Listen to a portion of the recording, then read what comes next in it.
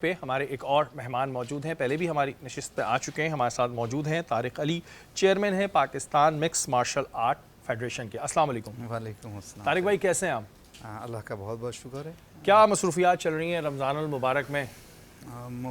रमज़ानुल मुबारक में तो शरीफ भाई सबसे पहले तो मेन फोकस इबादत ही होती है, क्योंकि वो 12 महीने तो आप प्रोफेशनलिज्म में आप अपने काम होता है, तो इसमें होता है कि आपका फोकस एक इबादत की तरफ हो और साथ साथ आपके जो एक्टिविटी जो आप कर सकते हैं, तो फिटनेस का भी ध्यान रखना पड़ता है। वजह ये है कि आप ऑयली चीज़ें बहुत यूज़ कर रहे होते हैं, तो उसके अलावा प्रिपरेशन हो रही होती है साथ साथ नेक्स्ट आने वाले मंथ्स की एक्टिविटीज़ की।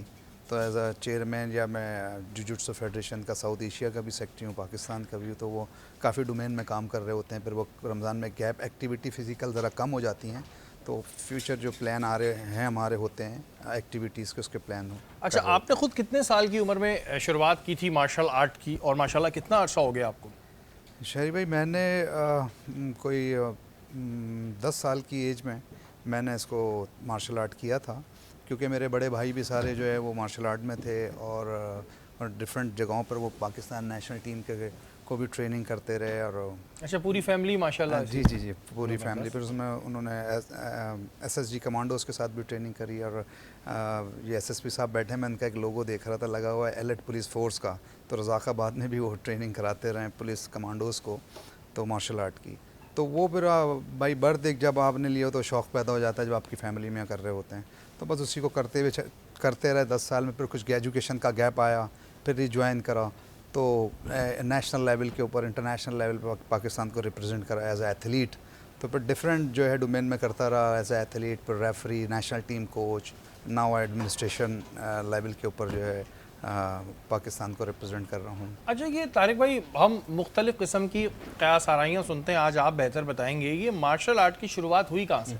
कोई कहता है जापान से हुई है, कोई कहता है चाइना से हुई है, इंडिया क्लेम करता है हमसे हुई है, तो ये शुरुआत हुई कहाँ से थी मार्शल आर्ट्स की?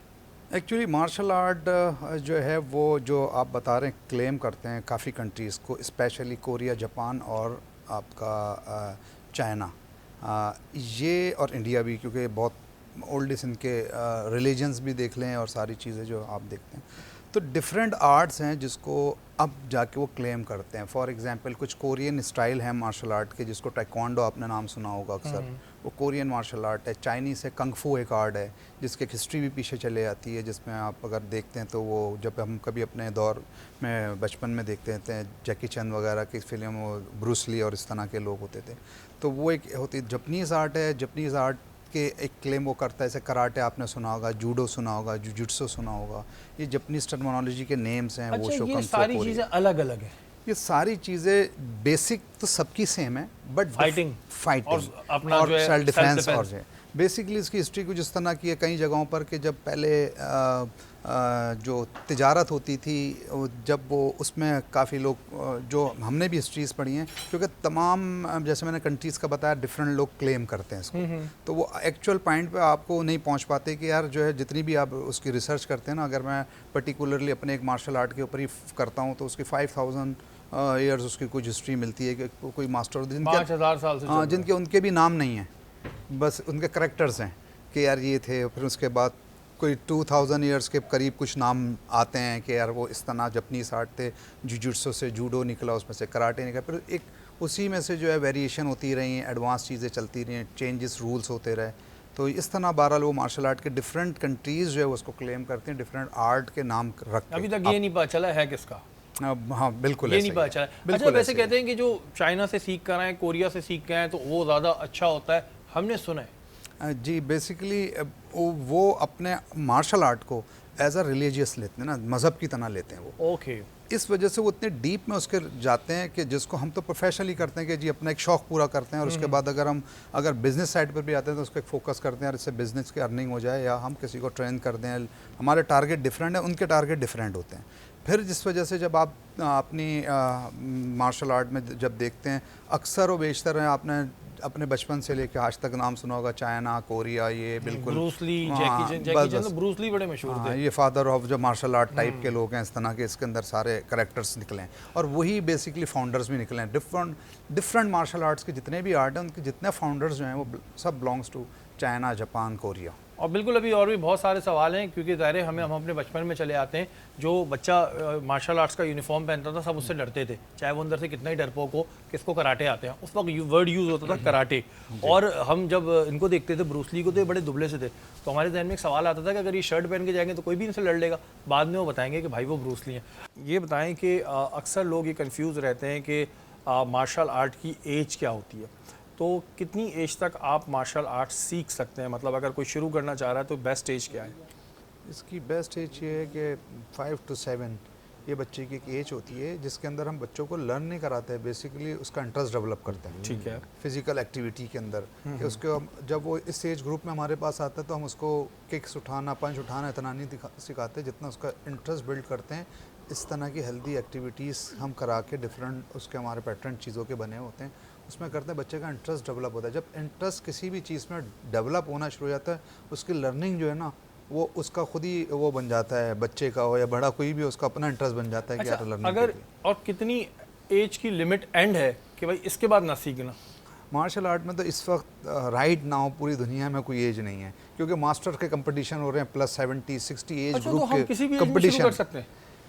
शुरू करने की बेस्ट एज ये है। अच्छा, किसी ने नहीं करी? बेस्ट एज ये है, अगर कोई बंदा करना चाह रहा है तो उसके अंदर 40-45 साल ऐसी एज ग्रुप है जिसके अंदर वो मार्शल आर्ट कर सकता है। अच्छा। Martial art is a physical exercise, उसके अंदर स्ट्रेचिंग एक्सरसाइज, उसको एक तो पर्टिकुलर स्ट्रेचिंग कर लेगा, किक्स उठा लेगा? एब्सोल्युटली एवरीथिंग पॉसिबल, अगर इफ़ यू वांट। भाई ये लगता है टूट टाट गए, लोग कहते हैं वो टूट टाट जाओगे, बुढ़ापे में टूटोगे तो जुड़ोगे भी नहीं। वो एज ग्रुप अलग होता है जिसमें खून भी बनना बंद हो जाता है, जिसमें हड्डी जुड़ना मुश्किल तो हो जाता है। 40 साल का बंदा, 40 साल का बंदा यार यंग होता है। यहाँ पर हमारे चैंपियंस हैं, वर्ल्ड लेवल के चैंपियंस हैं, 40 ईयर्स हैं, 45 में अभी। अच्छा, मुझे ये बताएं कि ये जो हमारे यहाँ एक मुल्क में ये बड़ा इशू आता है कि कोई भी प्रोफेशन है, अब जैसे कोई मार्शल आर्ट है, उसको अगर कोई ऐसा प्रोफेशन लेगा तो वो बेचारा ये कंफ्यूज रहेगा कि मैं कमाऊंगा क्या, क्योंकि माजी में बहुत ज़्यादा जो हमारे स्पोर्ट्स प्लेयर्स हैं उनको बड़ा निगलेक्ट किया गया है। क्रिकेट, हॉकी, बस यही दो चीज़ें हैं जिन पर हम डिस्कस करते हैं। हॉकी पे भी बस ये है कि कस्टम में जॉब लग जाए तो लग जाए। मार्शल आर्ट का फ्यूचर क्या है? सर मार्शल आर्ट का देखें, इसमें एक इशू हमें ये मीडिया की तरफ से है। मीडिया जो हाईलाइट करता है वो क्रिकेट के अलावा बहुत कम ही बाहर निकलता है। यानी कि क्रिकेट का ये हाल है कि अगर किसी क्रिकेटर को छींक भी आ जाती है तो उसकी ब्रेकिंग ज़रूर आ जाती है, नहीं तो वरना टीकर चल जाते हैं। और एथलीट अगर कोई इंटरनेशनल इंडिविजुअल स्पोर्ट्स का बाहर से पाकिस्तान के लिए गोल्ड मेडल भी ला रहा हो ना, बड़ा मुश्किल होता है उसको कोई बहुत अच्छी कवरेज मिल जाए, कोई बाद में पैकेज बन गया कुछ ऐसा। ये हमारी एक रूटीन है, क्योंकि मैं एज ए एडमिनिस्ट्रेटर पाकिस्तान के लिए स्पोर्ट्स फेडरेशन का काम कर रहा हूँ, तो मेरा काफी लोग देखना ही वो चाह रहे हैं, हम क्या करें, वो एक इंटरेस्ट बचपन से बना दिया है कि बस जी क्रिकेट मैच आना है तो सबने ऐसे बैठना है। मैंने कभी अपनी लाइफ में नहीं देखा कि कोई जूडो कराटे का मैच आ रहा है तो रोडें खाली हुई। असल में ये है शायरी भाई कि अभी हम ये जो एक माइंड सेट है ना, पूरी दुनिया के अंदर हम बहुत दूर नहीं जाएं, 2 घंटे की फ़्लाइट पे चले जाएं यूएई, इनका सेपरेट एक चैनल चल रहा है मार्शल आर्ट का, जिसके अंदर मार्शल आर्ट्स की ट्रेनिंग, मार्शल आर्ट की एजुकेशन, मार्शल आर्ट से रिलेटेड कंपटिशंस जो कंटिन्यू डेवलप किया गया। जी जी। और ये उसमें बहरहाल वो तो एक रिच कंट्री है यूएई, जिसके अंदर उसकी डेवलपमेंट पे उन्होंने पूरी दुनिया से टॉप जो कोचेस थे वो 600 कोचेस ले लिए, तमाम आर्म फोर्सेस में, तमाम स्कूल, कॉलेज, यूनिवर्सिटी, इवन जो उनके अगर वो स्वीट्स होम्स होते हैं उन तक में उन्होंने बाहर के कोचेस वगैरह उसको ट्रेन करने के लिए, पर्टिकुलरली एक जुजित्सु आर्ट है हमारा, उसको वो ट्रेन कर रहे हैं। अब यहाँ पर अब जाकर ऐसा हुआ जब से सोशल मीडिया आया, अब सोशल मीडिया का ये इम्पैक्ट है मीडिया के ऊपर कि अगर उसकी व्यूवरशिप ज़्यादा है तो अगर हम भी कोई इवेंट करा रहे होते हैं तो हमसे हमारा जो अच्छा एक स्पॉन्सर होता है बोलता है फुट फॉलोइंग छोड़ें, मुझे ये बताएं व्यूवरशिप कितनी आ रही है। तो उसके ऊपर जब सोशल मीडिया जब से आया तो लोगों का इंटरेस्ट बड़ा डाइवर्ट हो गया। तो इसमें भी मार्शल आर्ट में भी डिफरेंट डिपार्टमेंट जॉब देते हैं। पाकिस्तान पुलिस के अंदर जॉब मिलती है, पाकिस्तान आर्मी, वापडा, ये डिफरेंट डिपार्टमेंट्स हैं जिसमें प्रॉपर जॉब मिलती है। ठीक है जी, ये एक बड़ी अच्छी चीज़ है जो बिगनर्स हैं उनके लिए कि भाई बहुत से लोग यही सोचते होंगे कि क्या फ्यूचर होगा। ज़ाहिर है मुझे भी इतना नहीं पता था, तो हमें तारिक भाई ने बताया कि बिल्कुल फ्यूचर है और आप अगर मार्शल आर्ट सीख रहे हैं तो बिल्कुल सीखें, हेल्दी एक्टिविटी भी है और ये ज़ाहिर है आपके अगर आप इसको एज अ प्रोफेशन ले रहे हैं तो भी ठीक है।